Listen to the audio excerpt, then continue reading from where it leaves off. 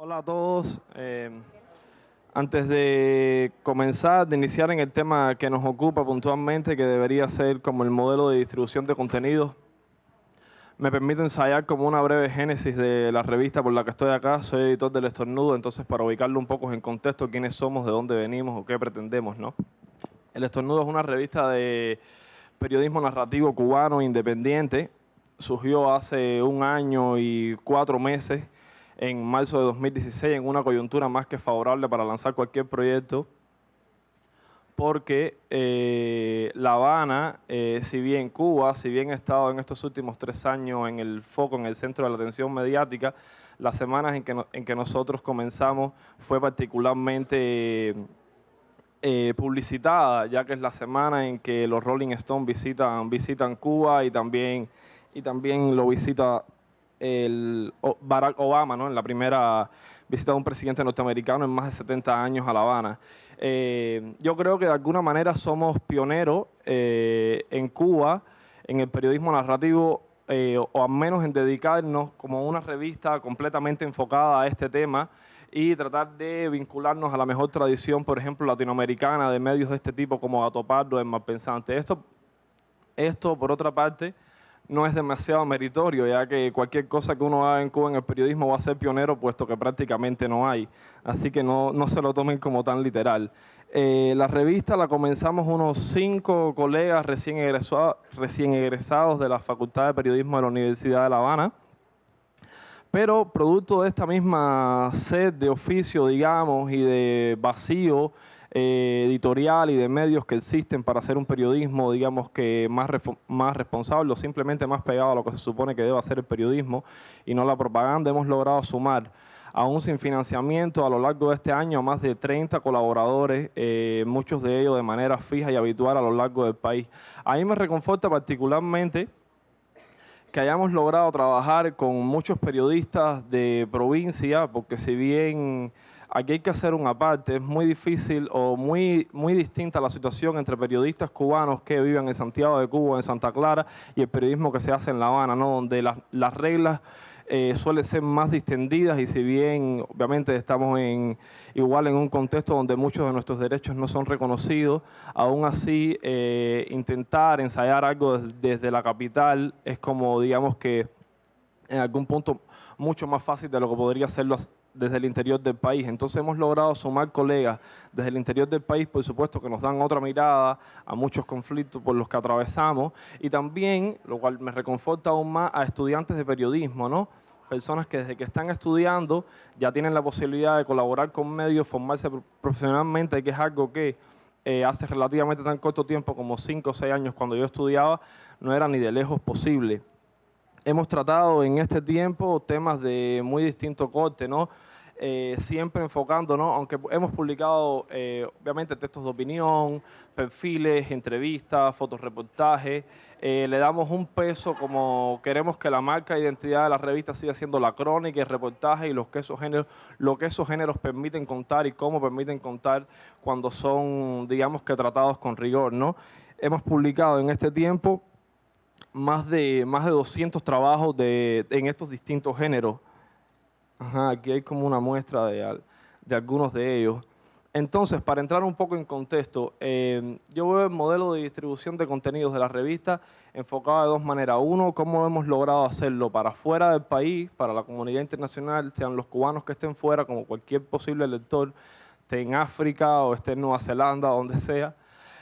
Y el otro es, por supuesto, para dentro del país. Y son dos corrientes, dos dinámicas completamente distintas. Para afuera, tengo que decir que hemos logrado llegar a varios acuerdos con distintos medios, algunos muy prestigiosos. Por ejemplo, el Estornudo ha logrado trabajar en conjunto y publicar algunas de sus historias en medios importantísimos que nos replican, como Univisión, Al Jazeera, BBC Mundo.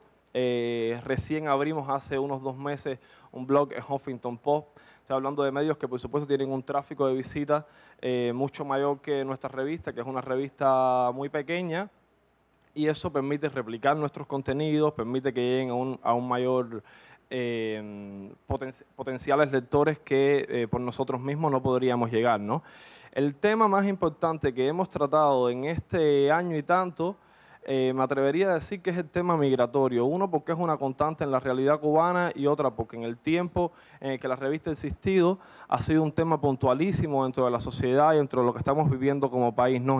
Solo en 2016, por ejemplo, más de 50.000 cubanos llegaron a Estados Unidos. En el año fiscal 2016, más de 50.000 cubanos emigraron de manera irregular y llegaron a Estados Unidos antes de que finalizara la política de pies secos, pies mojados en enero de 2017 de este año, que, pues, como ustedes deben saber, le permitió una serie de privilegios para los cubanos cuando llegaban acá, obtener residencia, etcétera, etcétera.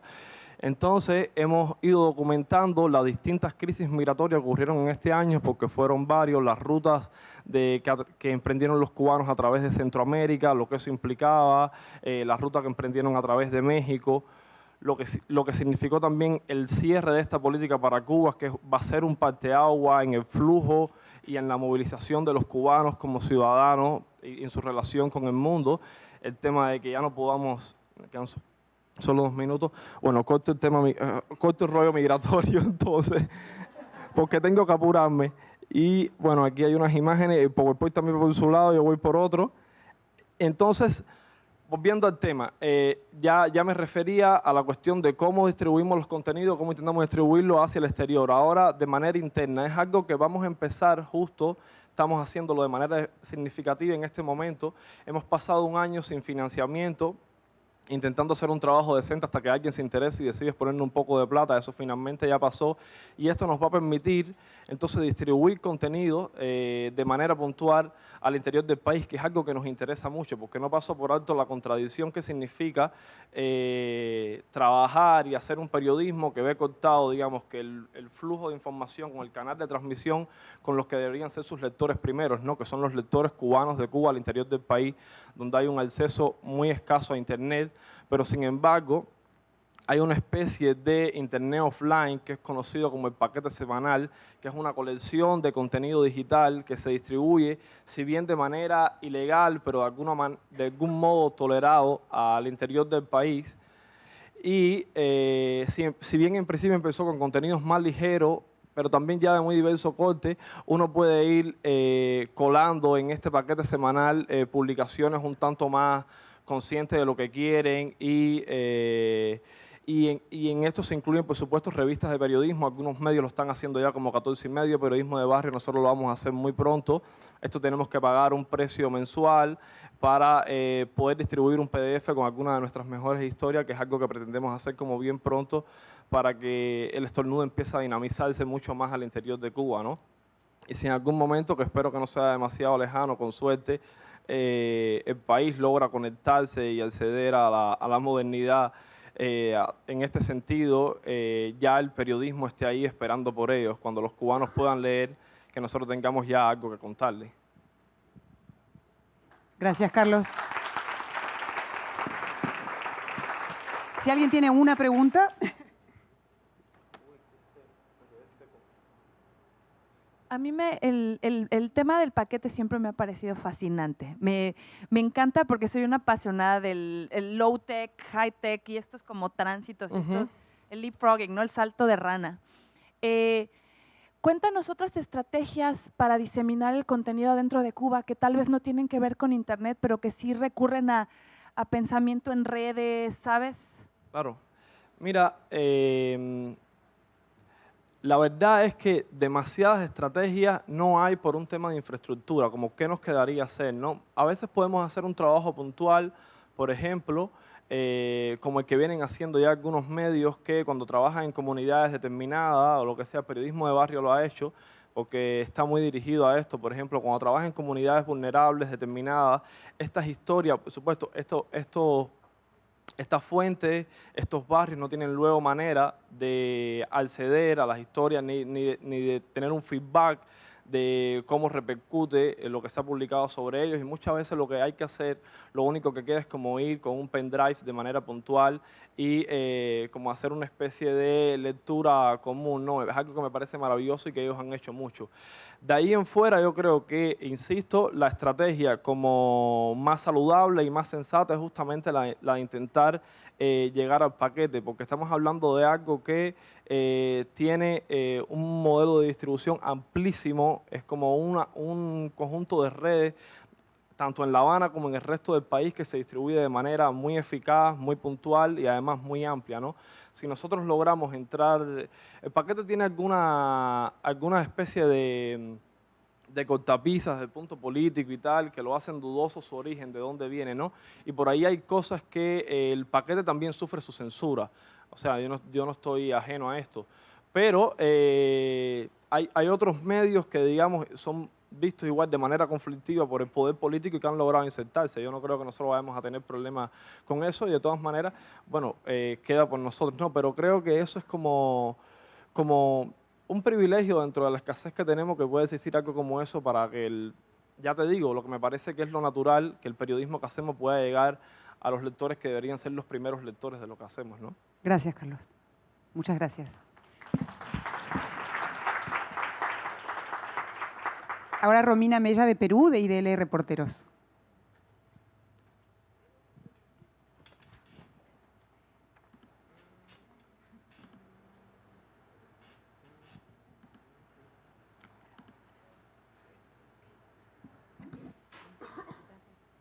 Buenos días, gracias por la invitación. Soy Romina Mella, uno de los miembros del equipo fundador de IDL Reporteros, un equipo de periodismo de investigación en Perú. He venido a hablarles de la investigación Lavallato, que consideramos que es la investigación de corrupción más importante en América Latina. Les voy a contar un poco la metodología de trabajo que hemos tenido para desarrollar una investigación regional que empezó hace casi 2 años con algunos otros colegas de América Latina. En IDL Reporteros, en el 2010, cuando lo fundamos, empezamos a investigar a las compañías brasileñas y cuál era su participación en Perú. Y habíamos descubierto que eran las empresas que luego estuvieron involucradas en el caso Lavallato, que eran las principales contratistas del Estado en los últimos 26 años. Eso incluye una dictadura y 3 gobiernos democráticos. Cuando vimos que en el año 2013 arranca toda esta operación en Brasil, pensamos en ese momento que era una gran oportunidad para poder hacer esta investigación. Vimos cómo se desarrollaban las operaciones y cómo los presidentes de estas grandes compañías y grandes corporaciones que habían extendido todas sus operaciones en América Latina y África estaban yendo a prisión y poco a poco se convertían en delatores y empezaban a confesar sus crímenes ante la justicia brasileña. A diferencia de Brasil, en los otros países es del periodismo de investigación cuando revela hechos que están ocultos y es a partir de eso que los fiscales inician investigaciones y pronto funcionarios públicos o presidentes son procesados por la justicia. Es por esa razón que nos aliamos con algunos de los periodistas con quienes ya habíamos trabajado en otras investigaciones regionales y también globales. Es por eso que empezamos a trabajar con periodistas de Venezuela, como Joseph Polizuk de Armando Info, o Alconada de La Nación, en Argentina, en Sudestado, Uruguay, con Darío Klein y Fabián Werner, y con Rolando Rodríguez de la Prensa de Panamá, y Gustavo Gorriti y yo en el equipo de IDL Reporteros de Perú.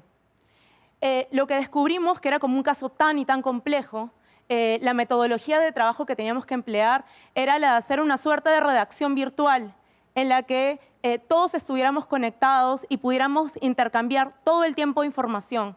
Entonces es como si cada uno de nuestros países nos hubiéramos convertido en corresponsales de 5 a 6 países diferentes. Entonces cuando uno iba y se contactaba con una fuente, no solo buscaba información para Perú, sino también para Panamá, para Argentina, para Venezuela y para los otros países. Además, entendíamos que si la corrupción era transnacional y estas compañías habían iniciado y habían implementado sistemas sofisticados de lavado de dinero para poder pagar sobornos a presidentes y altos funcionarios públicos, era importante que desde el periodismo de investigación uniéramos esfuerzos e hiciéramos una investigación transnacional, porque descubrimos a lo largo de estos años en que para pagar una coima, por ejemplo en Panamá, el dinero había tenido que pasar por Perú, por República Dominicana, por Argentina, para poder terminar nuevamente en el circuito panameño. Entonces ha sido muy útil y hemos logrado resultados notables en nuestros países.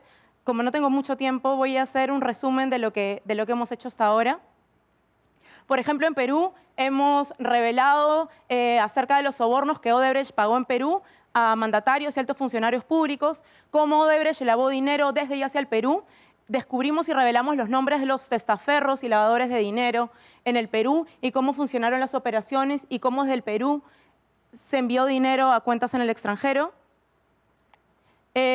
Analizamos los costos sobre costos de todos los contratos que Odebrecht y sus socios locales y también en Brasil habían tenido en los últimos 26 años y pudimos descubrir los altísimos sobrecostos de las obras, en algunos casos de 150 a 200%, que fueron precisamente las obras en que luego los funcionarios de Odebrecht confesaron haber pagado sobornos.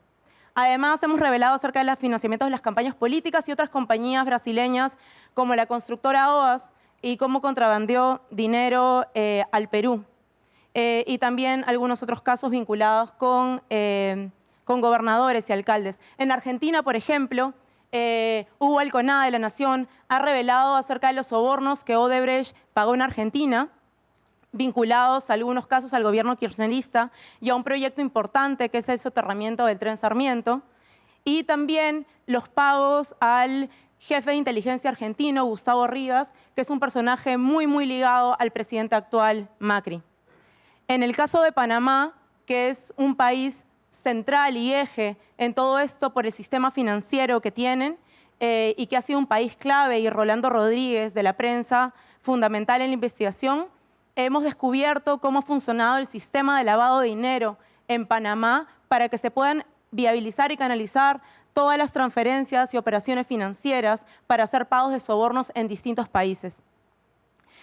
Además, y esto no solamente lo hicimos en Panamá, sino también en los otros países, porque muchos de los miembros del equipo y de la red también formamos parte de la investigación que lideró el ICIJ de los Panama Papers y descubrimos los nexos estrechos entre el estudio Mossack Fonseca, que es un aspecto central en la investigación de los Panama Papers, como el estudio de abogados que generó y que creó distintas sociedades offshore y que fueron manejadas por Odebrecht para poder pagar coimas en varios países también.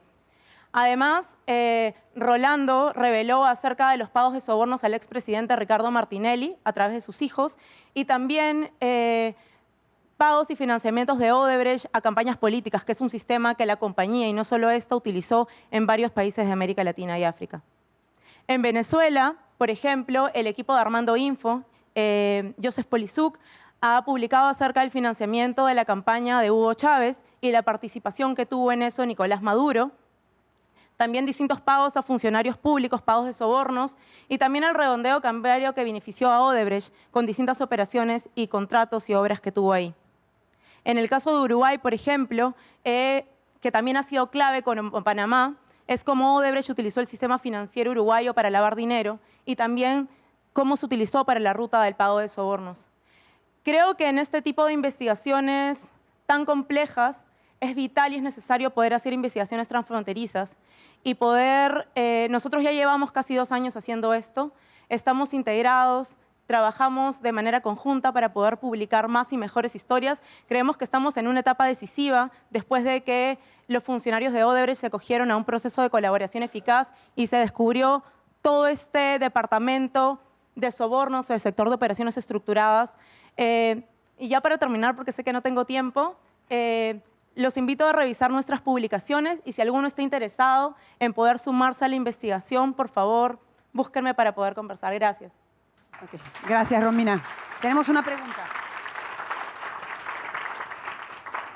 Cuando empezó a desatarse todo esto de Odebrecht en Perú, hubo mucha controversia porque casi nadie se libró de las críticas. Empezaron a criticar incluso a los periodistas, decían que todo el mundo y Perú había sido salpicado por estos sobornos, que el periodista que alguna vez trabajó en la oficina de prensa de Odebrecht o el periodista que alguna vez participó en una investigación de estudio de Odebrecht o en alguna cena o de cualquier manera, había sido también pagado del dinero sucio de Odebrecht. ¿Te pareció justo esas críticas? Lo que ocurre en Perú es que hay muchos conflictos de interés y este concepto de puerta giratoria, que me imagino que casi todos ustedes conocen, en los que algunos periodistas, sin declararlo, trabajan en medios y paralelamente son consultores en algunas empresas.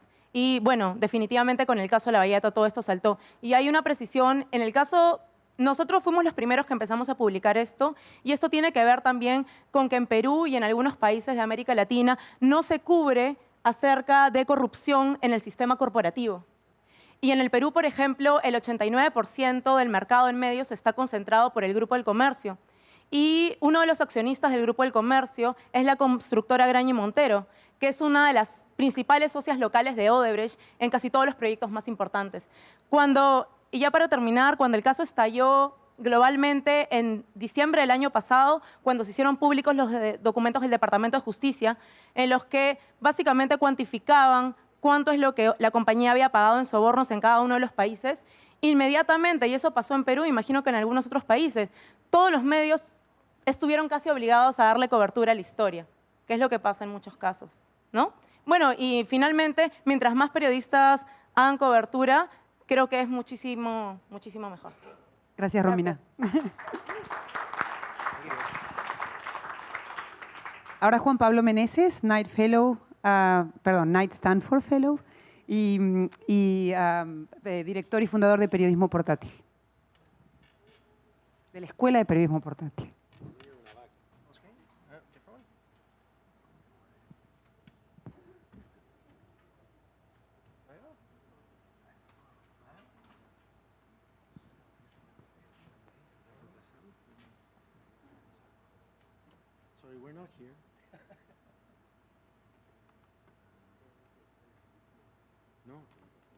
Mientras resuelven los problemas técnicos, en la agenda estaba como última persona de este grupo de Lightning Talks, Marcela Turati, que iba a venir a hablar un poco de lo que está pasando en México y de las redes de periodistas en México en una situación muy difícil del periodismo en ese país y justamente por la situación en que están los periodistas mexicanos y su papel como líder de la organización de los periodistas para tratar de lograr finalmente, después de tantas muertes, que cambie la situación y la campaña internacional que están haciendo. No pudo venir, así que se disculpa con ustedes y desgraciadamente no la vamos a tener hoy hablando aquí.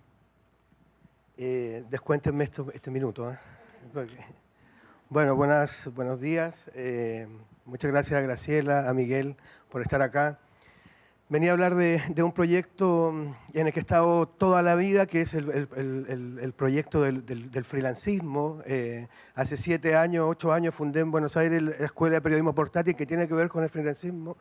Pero además pasó una cosa muy particular, que fui 15 años freelance, hasta que Guillermo Culel, un periodista argentino, un poco loco, que era ejecutivo del Mercurio, me llama un día y me dice si me interesaría dirigir una cadena de diarios regionales y empezar el proyecto de fundar un periódico en Santiago, ¿no? Y hasta ese momento siempre había sido solamente freelance. Obviamente agarré la oportunidad, le dije que sí, y después entendí que no era una medida tan loca, ¿no? Que alguien hoy día pueda sobrevivir 15 años como freelance. Quizás le da un expertise para manejar un medio en el mundo de la precariedad que estamos ahora. Vengo a presentar un censo freelance que hice este año en Stanford y Portable Journalism, que es la plataforma que trabajé ahí. ¿Por qué un censo? Bueno, todos los días, cada día más, se trabaja con periodistas freelance en Latinoamérica, pero no hay un solo dato de cuántos son, de cómo son, y el perfil ha cambiado. Hoy el perfil del freelance es distinto. Hace 20 años, cuando yo partí, el freelance era el paria, nadie quería saber nada de él. Hoy día el freelance es distinto en la mayoría de los casos, sobre todo los más nuevos. Nadie que salga de una escuela de periodismo hoy día está pensando: quiero salir de la escuela de periodismo y entrar a una redacción y quedarme 40 años en un escritorio hasta jubilar. Me parece increíble, ¿no? Nadie de eso, y la mayoría de los periodistas nuevos están optando por caminos más independientes. Por eso hicimos el freelance, para buscar un número. ¿Cómo lo hicimos? En Stanford, un programa con 21 preguntas. Nos ayudó el Departamento de Estadísticas de Stanford, el Departamento de IT nos hizo todo el soporte y, como ven ahí, es parte de la Escuela de Periodismo Portátil y del Premio Nuevas Plumas, que ya les voy a hablar. Algunos de los resultados que encontramos: bueno, México, como siempre, la mayor participación en este primer censo freelance en español. Estados Unidos, que es el segundo país donde más se habla español en el mundo, está en el lugar número 8. Nosotros pensamos que hay mucho potencial con el periodismo en español en Estados Unidos. De hecho, el año pasado desde Stanford hicimos un taller online solo para periodistas hispanos en Estados Unidos. De hecho, hay 2 de esas participantes acá. Y notamos que había mucho entusiasmo, ¿no? 52% hombres, 47 mujeres, pues participaron 1.500 personas, que además son personas que dieron sus datos, la mayoría puso su currículum, que participaron, que son personas que tienen un activismo dentro del freelance y que entienden que es importante participar, ¿no? Algunos resultados que a mí me parecen muy interesantes, por ejemplo, cuáles son los ingresos. En la mayor torta de ingresos, si ustedes ven ahí, del freelance actualmente, es gente que tiene trabajo fuera del periodismo. Durante todos estos días hemos escuchado muchos modelos de negocio, pero ningún medio ha dicho nuestro modelo de negocio es que otras empresas le den trabajo a los freelance y nosotros de esa manera podemos tener... Entonces, pero además el freelance tiene una opción personal. Eso tiene mucho que ver con este tipo de visión millennials. A mí ya cada vez que digo millennials me siento cada vez más viejo porque es una palabra que ya pasó de moda hace como 18 días, ¿no? Entonces, pero es muy probable que el nuevo periodista, el talento real, el mejor periodista de su generación, de una escuela de periodismo ahora, prefiera trabajar 3 días manejando un Uber, 2 días haciendo un reportaje que a él le gusta y que a él le va a interesar hacer, y los otros 2 días en la playa surfeando, ¿no? Y ese nuevo freelance, los medios también tienen que entender que contra él están, que ese es el que tienen que atrapar de alguna manera. Solo el 23% puede vivir 100% de freelance, ¿no? Y hay un 11% que trabaja en medios, que trabaja en un staff y busca trabajo freelance en otros lados, generalmente porque ahí puede hacer las cosas que quieren. Las redacciones, un caos total, la epidemia del mundo actual, el 25% no le interesan porque no contratan, el 27% porque hay mucha inestabilidad, el 30% porque los salarios son muy bajos, el 18% por los horarios.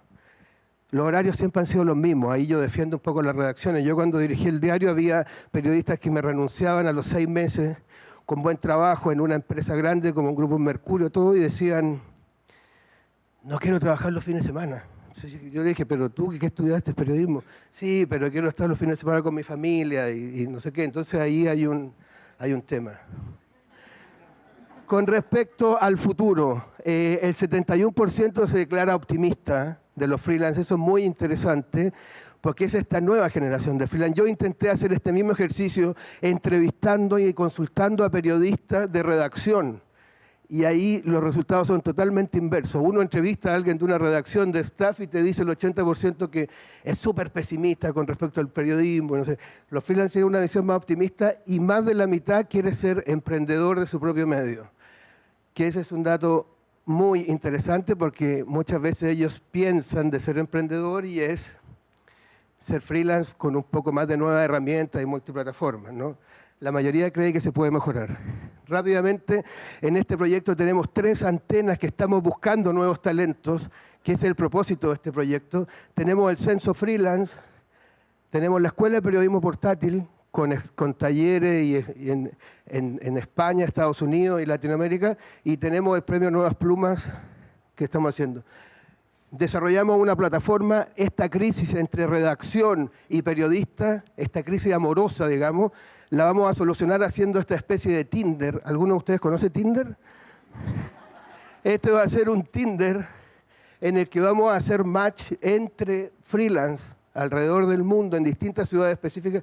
Yo estuve una semana en el Washington Post, que ellos tienen una red Talent Networking, pero es solo de un gran medio y centrado en Estados Unidos, con lo que están reemplazando los corresponsales en Estados Unidos.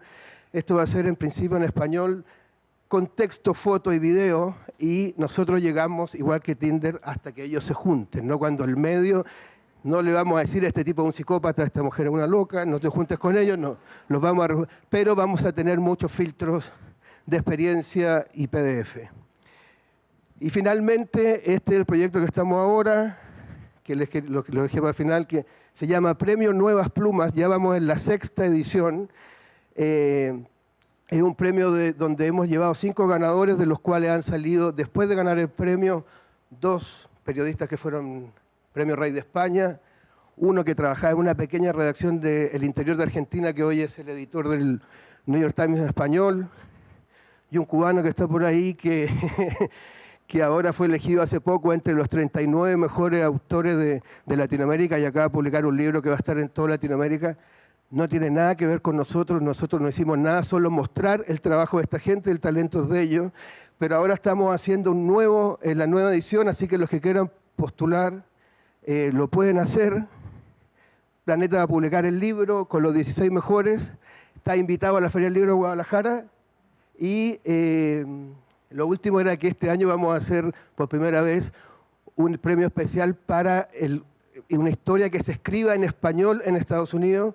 Nos va a apoyar CUNY, Graciela con su experiencia en CUNY y su experiencia como autora va a ser uno de los jurados y vamos a elegir a uno de estos.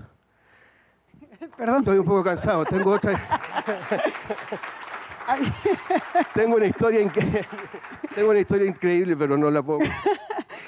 ¿Alguien tiene una pregunta? Perdón que los apure. No. Lo ideal sería que no tengan preguntas, porque así puedo contar... Conta tu historia, dale. No. Lo que iba a decir es que del próximo año vamos a hacer por primera vez un anuncio, el premio Nuevas Miradas, que va a ser en video, en distintos formatos. También le queremos dar como el premio Nuevas Plumas, buscar nuevos talentos. Nos asociamos con la Feria del Libro de Guadalajara porque le damos un tema de prestigio. Esto es importante, nos importa la calidad.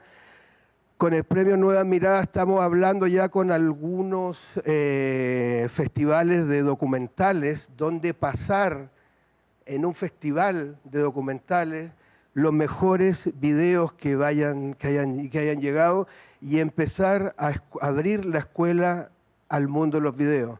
Así que si hay gente también acá que está interesada o que quiere participar o que quiere apoyar, el Nuevas Plumas nos ha apoyado mucha gente, muchos medios. Este premio en español que se escribe es probable que salga en Univisión. Lo hablamos con Borja, pero ahora Nuevas Miradas lo estamos empezando a preparar, pero también estamos recogiendo eso de el video y las historias como parte de una única forma de relato y de transmitir lo que uno tiene. Gracias, Juan Pablo. Y que les vaya bien. Nuevasplumas.org. ¿No tienes el link? Ahora viene Ana Ormaechea, de España, para hablar sobre Cuonda y el podcast en español.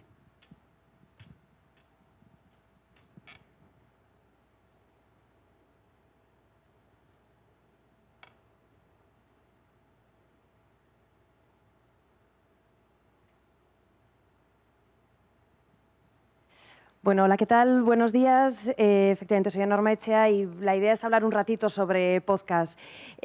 Cuonda. Cuonda es, lo que somos hasta ahora, es la primera comunidad de podcast independientes en español. ¿Qué pasa? No, está bien. ¿Puedo seguir? Sí. Sí. Perdonad, esto no cuenta, ¿no? En el tiempo.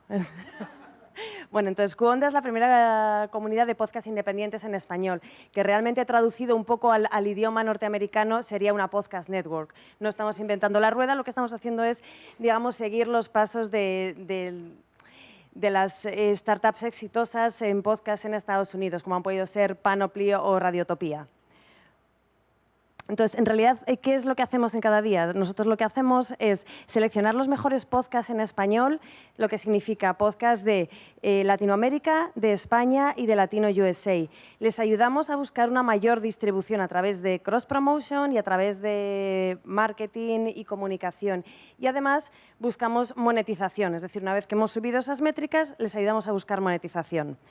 ¿Por qué hacemos esto? Bueno, pues porque hemos detectado los problemas que hay ahora mismo en el mercado, tanto de los podcasts en general como en el latino en concreto, en el español. Tratamos de solucionar un problema de fragmentación, tanto de plataformas como de fragmentación por idiomas. Entonces, en realidad, si vosotros cuando tratáis de buscar un podcast en español que no conozcáis, es como, voy a buscar uno.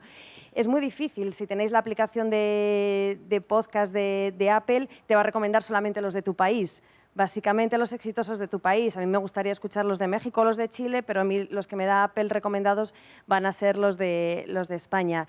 Por otra parte, si no, puedes ir a otras plataformas, como pueden ser Overcast o Acast, cualquiera, y tampoco voy a tener una recomendación específica de podcast en español. Esa es, digamos, una de las áreas que nosotros, una de las soluciones que queremos dar.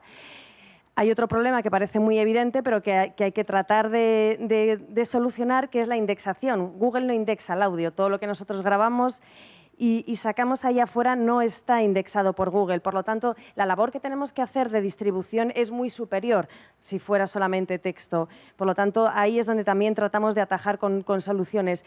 Y la cuarta, que es una de las principales, es que no hay realmente estandarización de métricas. Las métricas que hay sobre podcast son las que tiene cada podcaster, cada uno tiene las suyas.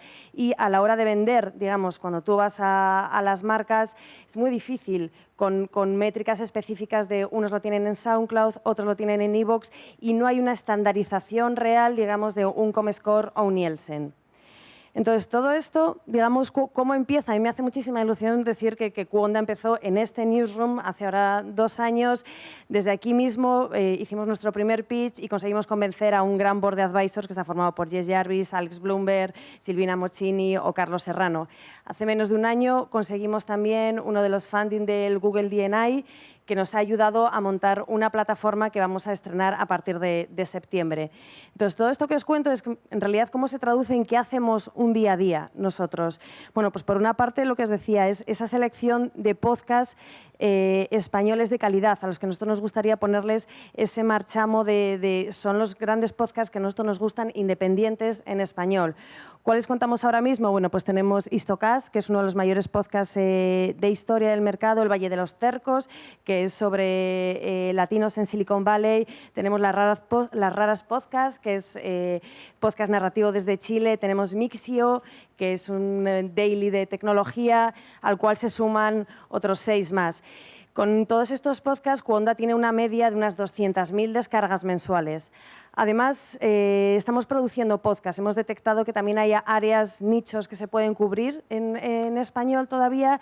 Empezamos a producir Politibot, que es un podcast sobre política internacional, que le producimos a María Ramírez y a Eduardo Sánchez. El Método y Binarios, que son podcasts de tecnología y de ciencia. Y además, otra de las partes por las que estamos hoy también aquí es el Call for Pitch. Queremos producir un gran podcast, en realidad. Es decir, en español hay un problema con los podcasts, que hay una ausencia de profesionalización. No entra el dinero con la monetización, como no tenemos dinero no podemos invertir en grandes producciones y al final eso sigue, digamos, dando vueltas y con una calidad un poquito baja. Lo que hemos conseguido es, con el apoyo del Confidencial, de un diario digital en España, hacer, digamos, 2 meses haciendo un llamamiento para que la gente nos enviara los mejores proyectos y la idea es producir realmente ese podcast. Vamos a producir una temporada completa. Os invito a todos, estaremos arriba a partir de la 1:30 para decidir con un jurado cuáles van a ser los finalistas. Hemos tenido más de 70 proyectos que han venido de toda Latinoamérica. La verdad que estamos contentísimos. Y lo tercero es la distribución. Os decía, es muy difícil el shareability cuando estamos hablando de... Hola, humano. Para este episodio me he ido a París. He estado vale, en un esta es, digamos, de una de las jóvenes soluciones que estamos organiza dando. el gobierno alemán para... No sé cómo pararlo, ¿vale? Vale, habéis visto que en realidad se movían esas ondas, eso que parece tan sencillo, que nos ha costado bastante llegar a esta conclusión. Todos conocéis que cuando llegas a Facebook, en realidad aparecen esos vídeos, aparecen sin el audio. Cuando tú lo que pretendes es realmente promocionar el audio, es muy complicado. Al final nos inventamos, bueno, esto, ¿habéis visto? Digamos que Hola, humano. Para estamos este episodio diciéndole que hay algo que está sonando, París. ante lo cual le obligamos a que lo abra, o tratamos de obligarle. En Twitter hemos tratado de buscar soluciones un poquito más rápidas, como Clamer. A ver si soy capaz. Vale, que nos permite subir 24 segundos y promocionarlo con gran rapidez. ¿Vale? Entonces viene por defecto. Y luego la tercera vía de promoción que tenemos ahora mismo, en la que estamos muy centrados, es en WhatsApp. He traído esto que es de esta semana, pero me debéis uno de antes, que es de esta semana, para que veáis la gran importancia que tiene WhatsApp tanto en España como en México. Por lo tanto, nos estamos centrando muchísimo también en hacer una distribución, en conseguir viralidad a través de WhatsApp. Hemos hecho este tipo también de formatos para distribuir. ¿Qué vamos a hacer a partir de ahora? Os decía, gracias a que hemos conseguido también el D&I de Google, tenemos bastantes planes de futuro. Estamos muy contentos con ellos. Primero, la producción. Además del Call for Pitch que haremos con el ganador de hoy, estamos trabajando en varios dailies, estamos trabajando en la producción de algunos productos muy nicho y estamos realizando algunas producciones para marcas en España. En la distribución vamos a seguir trabajando en este tipo, digamos, de productos y vamos a fomentar todavía más el cross-promotion, es decir, los grandes podcasts tiran de los pequeñitos. Y luego la tercera parte, que es la más importante para nosotros, es la de las métricas. Con el D&I Fan de Google hemos construido una plataforma que lo que nos permite es tener a nosotros el hosting y, por lo tanto, tener los datos, que era uno de los principales problemas que teníamos. Gracias a esto, con la plataforma lo que vamos a permitir es la entrada por una parte de las marcas para que puedan ver las métricas y allí mismo van a poder contratar, digamos, los slots, los espacios que hay de publicidad en los podcasts que se van a grabar próximamente. Esto lo vamos a estrenar en septiembre. Estáis todos invitados. Quien quiera estar dentro de la beta, cualquier medio independiente o cualquier podcaster independiente, estaremos encantados de compartirlo con vosotros. Estas son las métricas que tenemos. Entonces, digamos que el gran paso a partir de septiembre es que vamos a pasar de ser una podcast network a una podcast advertising network. Seguimos un poquito también, digamos, lo que se está haciendo en Estados Unidos, como Megaphone o Midroll. Y ya para cerrar, bueno, esto es una quote que a mí me gusta muchísimo, siempre es la típica pregunta, ¿no? Pero ¿en qué se diferencia radio online de un podcast? ¿Cuál es la diferencia? Y a mí, en realidad, cuando tú escuchas un podcast, generalmente es con unos cascos y es una llamada de un amigo. Entonces, digamos que el objetivo al final de Cuonda es generar muchísimas llamadas para muchísimos amigos. Ya está. Gracias, Ana. ¿Alguien? Hay tiempo para una pregunta si alguien tiene, si no seguimos al siguiente. Seguimos al siguiente. Ok, seguimos. Creo que es ahora Martín. Sí, Martín Payares. Aquí estás, de Ecuador.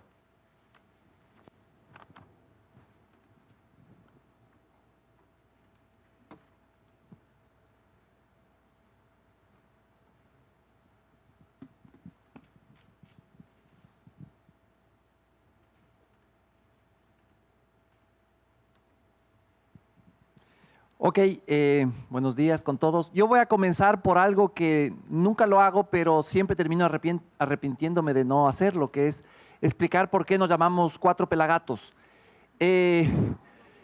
Siempre la gente cree que es porque somos cuatro, y no es verdad. A veces somos más, otras veces somos un poco menos. Cuatro Pelagatos es un término que utilizó el presidente Rafael Correa y el correísmo durante 10 años para referirse a las minorías críticas. Era una forma despectiva de llamar. Nosotros adoptamos este nombre porque creemos que nosotros debemos representar precisamente a esas minorías críticas, los que no necesariamente están en la mayoría, porque además creemos que el periodismo tiene un rol muy importante en la reconstrucción de la democracia. Creemos que la democracia no es un sistema de imposición de las mayorías, sino de respeto a las minorías. Nosotros somos un grupo de periodistas que trabajábamos en medios tradicionales, fuimos expulsados de esos medios por presión del gobierno, nos convertimos en unos bichos indeseables que nadie nos quería contratar y nos hicimos blogueros. Como blogueros éramos tres, éramos los 3 blogueros más leídos del Ecuador, no solo blogueros, sino columnistas más leídos del Ecuador, y nos dimos cuenta que habíamos construido una marca alrededor de nosotros y decidimos juntarnos y hacer una cosa que se llama Cuatro Pelagatos. Nosotros creemos que a pesar de lo que se ha dicho aquí, yo creo que el éxito de Cuatro Pelagatos, porque creo que ha sido un éxito enorme en Ecuador, enorme, somos uno de los sitios más, si no el que más influencia tiene, es a pesar de que nos hemos ido en contra de todas las recomendaciones sobre cómo manejar redes, de cómo presentar las cosas, o sea, a pesar de todo eso nos ha ido súper bien y creo que eso es una experiencia que se puede compartir. Nosotros creemos en que el contenido sí es el king. Nosotros tenemos un pésimo manejo de redes, pésimo. Sin embargo, la calidad de nuestro contenido nos ha permitido posicionarnos, ¿no? Somos periodistas con un gran reach y eso sobre todo se debe a la censura que existe en Ecuador. Yo no sé si ustedes están muy al tanto, pero gracias a varias fórmulas, entre esos una ley de comunicación terrible, la censura en Ecuador es algo espantoso. Entonces, los periodistas que logramos romper esa censura, nos convertimos en seres indispensables. Las redes se han convertido en un espacio inmune a la censura del correísmo. Y por eso las redes, a pesar de que somos muy malos de manejar redes, se han convertido en nuestros mayores aliados, ¿no? Nosotros proveemos del contenido para la conversación y creo que somos los líderes en ese sentido en nuestro país, ¿no? Nosotros culturalmente pertenecemos más a Twitter, somos periodistas que creamos muchísima polémica, pero muchísima polémica. Sin embargo, nos hemos dado cuenta que la plataforma de nuestra distribución, la gran plataforma de nuestra distribución es Facebook. Nosotros casi no usamos Facebook, tenemos nuestro sitio Facebook, etcétera, pero como periodista casi no usamos Facebook, pero nos hemos dado cuenta que de Twitter migra los temas a Facebook y ahí se expande mucho, ¿no? Por eso yo he puesto periodistas, tuiteros, ciudadanos, facebookeros. En Ecuador es muy fuerte Facebook.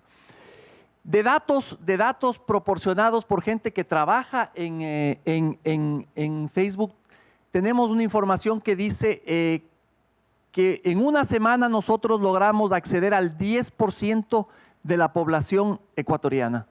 Eso es fenomenal, es fenomenal. Ecuador tiene 16 millones de habitantes y tiene una población activa en Facebook de 11 millones de personas. A propósito, esto es una cosa que yo no iba a meter acá, pero casi no llego yo a donde ustedes. El expresidente Correa me puso una demanda. Yo tenía que haberme presentado ayer viernes ante el juez. Logré que los abogados posterguen el caso y puedo estar aquí. Esto les habla de un poco del acoso que sufrimos, ¿no? Gracias. Bueno, a propósito, yo quiero simplemente redondear esto con una herramienta que hemos hecho. Nosotros creemos que la democracia y el periodismo no solo debe estar en manos de los periodistas, sino de la gente. Nos inventamos un juego que tiene que ver con la libertad de expresión y nos acabamos de ganar hace 2 semanas un premio de Facebook, un premio mundial a la mejor creación to act, donde la gente participa, ¿no? Ecuador, es la Machine Machine. Por favor, quiero que vean esto. Lo dice todo y es la mía. Soy el Machine Correa, presidente de Ecuador. The Ecuadorian government controls all the national media and criminalizes freedom of speech. In words of the New York Times, this represents an assault on democracy.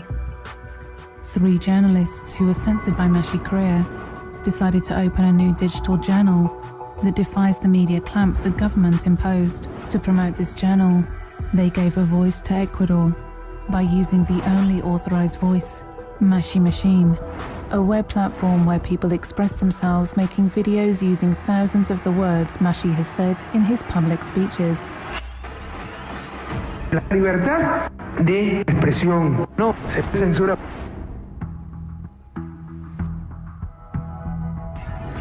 Lunes, impuesto. Martes, impuesto. Miércoles, también impuesto. Jueves y viernes, impuesto. So the Machine Machine spoke. and thousands of voices were heard. Everybody spoke, except for the government. Nadie me pierde la calma, nadie grita o lo manda detenido.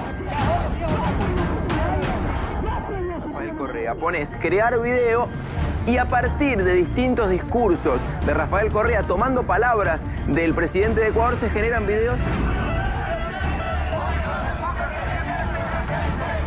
3 hacking attempts could not silence Mashi Machine, turning their website into one of the most visited sites in Ecuador, proving that there is not only one voice in Ecuador, but millions of them. ¡Viva la libertad de expresión y los 4 pelagatos!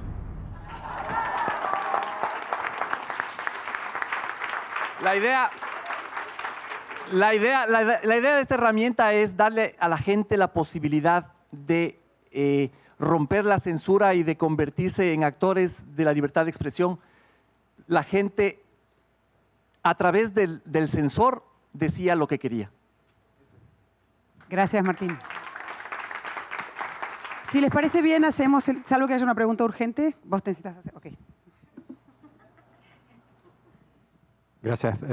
Junto con felicitarte, Martín, está claro que Rafael Correa, o el correísmo a estas alturas, tiene un extremo en cuanto a la posición de la prensa libre, pero ¿no crees también que es perjudicial ir al otro extremo con respecto a las escrituras? Porque he leído muchos artículos de ustedes y generalmente los términos que utilizan, más allá del humor, pasan a ser calificativos bastante fuertes y le da la razón precisamente a quienes pueden ser críticos de decir, oye, estos están en contra del presidente, tienen un interés detrás.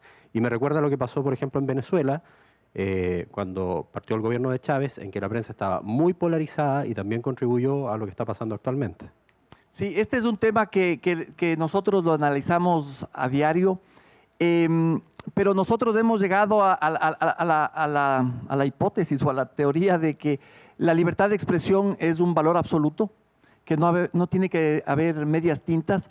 Nosotros lo que hacemos es un ejercicio de ruptura, porque queremos recordarle a la gente de que tiene el derecho a decir cosas audaces, que tiene el derecho a romper, que la gente que está en el poder tiene que asumir que como mandatarios tienen que tolerar el escrutinio público total.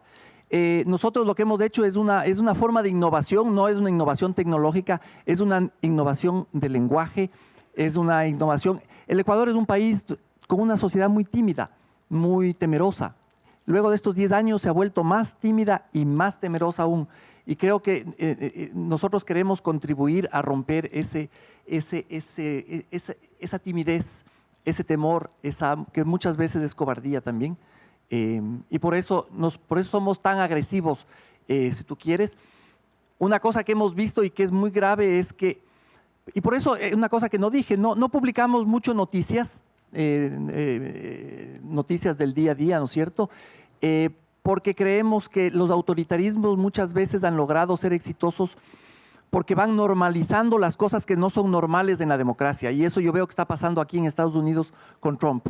Hacen cosas que eran un escándalo y a las 2 semanas dejan de ser escándalo. Nosotros lo que hacemos es reconstruir ese discurso que ha permitido normalizar las cosas.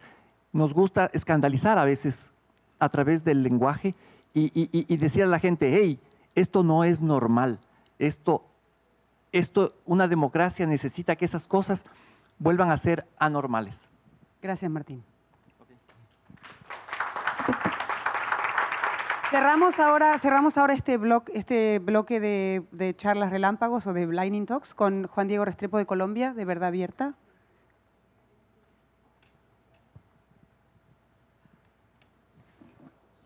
Buenos días.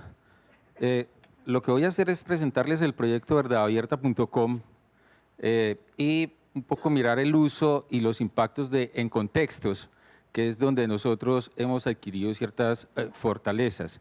El proyecto Verdad Abierta surge en agosto de 2008. Es un medio especializado en la cobertura del conflicto armado en Colombia y ahora de los procesos de paz, y se creó con 2 aliados estratégicos, la Fundación Ideas para la Paz y la revista Semana, que digamos es una de las revistas, si no la más leída del país. ¿cuál es nuestra labor? La centramos en tres, es periodismo investigativo fundamentalmente. No corremos tras la noticia del día a día, no vamos a ruedas de prensa y esto creo que es lo más importante. Nosotros hacemos un periodismo de abajo hacia arriba, es decir, desde la gente y las comunidades. No cubrimos el poder, es más, en muchas situaciones el poder por nuestro trabajo no nos habla, entonces centramos toda nuestra tarea investigativa desde la gente. Como se trataba un poco de valorar los impactos en este panel, nosotros tratamos de hacer 5 valoraciones: las académicas, judiciales, políticas, periodísticas y comunidades. Esa gráfica que ustedes ven es particularmente importante porque hemos decidido, como una postura política de verdadabierta.com, hacer un conteo en tiempo real de los líderes sociales que a partir del proceso de paz con la guerrilla de las FARC están muriendo en el país, ¿cierto? Entonces esto lo tenemos ahí activo todo el tiempo. Tenemos cifras menores porque les hacemos reportería a cada homicidio. Entonces, los impactos académicos.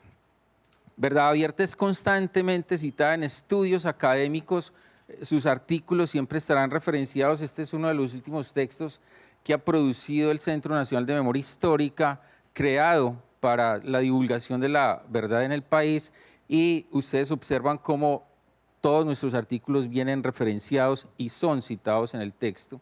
Los impactos judiciales, hace varios años se creó el concepto parapolítica para designar a aquellos políticos locales, regionales, que se involucraron con grupos paramilitares. Nosotros nacemos en el 2008 en ese contexto y comenzamos a producir reportes. Esos reportes, a lo que llamamos impactos judiciales, se han convertido en citas de sentencias de tribunales cuando han juzgado estos paramilitares. El caso de este representante del Chocó, del congresista, es citado en su nuestros textos han citado en su sentencia cuando lo condenan a 8 o 9 años de prisión. Entonces, digamos que ese es uno de los impactos que tenemos, que la rigurosidad con la que se trabaja en Verdad Abierta es tenida en cuenta por jueces y fiscales para ser citados. Los otros son los impactos políticos. Recuerden que en octubre del año pasado hubo la votación, el plebiscito para refrendar los acuerdos con las FARC, y nosotros descubrimos que quienes financiaron el movimiento del no tenían que ver también con el despojo de tierras en una de las regiones agroindustriales más grandes que tiene pues, el departamento donde vengo, Antioquia, y quizás del país, que es la zona bananera. Y este artículo fue particularmente especial porque estos dos congresistas, Iván Cepeda del Polo Democrático y Claudia López del Partido Verde, usaron el artículo para pedir investigaciones sobre aquellas personas que financiaron el no en el plebiscito. Entonces, eso es como para mostrar los impactos. Lo otro es lo que llamamos los impactos periodísticos, es cómo nuestros artículos también son tenidos en cuenta por otros medios y son replicados. Entonces, particularmente estos dos textos son de este año y tuvieron como 2 impactos periodísticos interesantes. Uno lo reproduce El Espectador, que es uno de los diarios de más respeto en Colombia, y el otro fue traducido en el portal Inside Crime, que está dedicado a crimen organizado, ¿cierto?, al tema de drogas, al tema del narcotráfico. Esto es como nosotros, con una estrategia que debo reconocer está en construcción, la estrategia de difusión, de diseminación de nuestros artículos, pero la marca ahora, después de 9 años de trabajo, ha sido tan fuerte que digamos que por los canales normales de Facebook, de Twitter, por el voz a voz, por newsletter, mandamos los artículos y van siendo recogidos por otros medios de comunicación. Los impactos en comunidades, digamos que tenemos un ejemplo reciente, y es cómo nosotros logramos, a través de conocer un documento que estaba engavetado en la Defensoría del Pueblo, ¿cierto?, sobre la muerte de líderes sociales, la Defensoría del Pueblo no quería sacar ese documento, nosotros accedimos a él e hicimos un documento. ¿Cuál fue el impacto de ese artículo en particular? Que la Defensoría del Pueblo se vio obligado a sacar lo que se llama un informe de riesgo y a hablar del tema de líderes sociales. Era algo que no quería, que se resistía, que políticamente en Colombia es un asunto que resiste, que genera mucha resistencia aún dentro de la Defensoría del Pueblo, que es la agencia que tiene que hablar del tema de los líderes sociales, que tiene que salir en su defensa, pero se negaba a hablar del tema. Entonces nosotros con la publicación, después de un mes de gestión, de convencer a las fuentes, de decirles que eso era importante sacarlo, lo logramos sacar y logramos mover a la Defensoría del Pueblo hacia el tema. ¿Cómo nos asociamos? Nosotros tenemos dos tipos de sociedades o de alianzas. Este es un trabajo muy bello donde desarrollamos un proceso de formación de periodistas locales en el Magdalena Medio, que es una de las zonas más convulsionadas en conflicto armado en Colombia.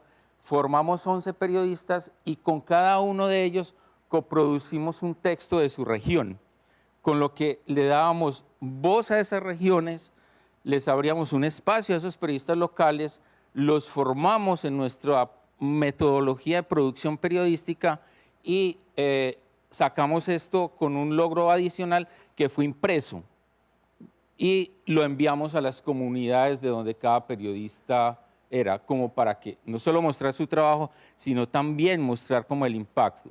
Y este es otro tipo de asociación, este es con un centro de investigación en Washington, la NSA, que es experta en desclasificación de archivos, y lo que hicimos fue todo un trabajo de investigación durante 4 o 5 meses para lograr. En Colombia se ha reconocido que la chiquita Brands financió grupos paramilitares, pero lo que descubrimos con la NSA es que también financió la guerrilla. Hicimos todo un trabajo demostrativo de cómo se financió la guerrilla y cómo fluyeron los recursos de esta empresa bananera. Y ya para terminar, ¿en qué estamos?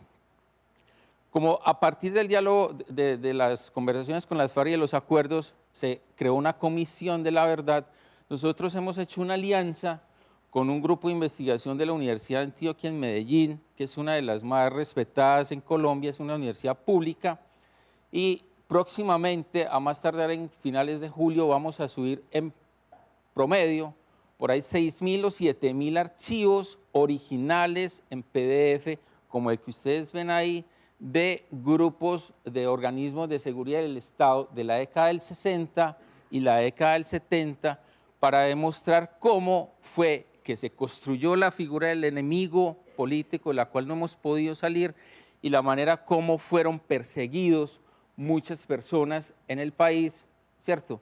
Y a partir de la lectura de esos documentos. Vamos a crear un gran repositorio, estamos haciendo todo el desarrollo digital para subir todos los documentos que sean descargables y que la gente los use como quiera, en especial los investigadores. En eso estamos. Muchas gracias, Juan Diego. Ok.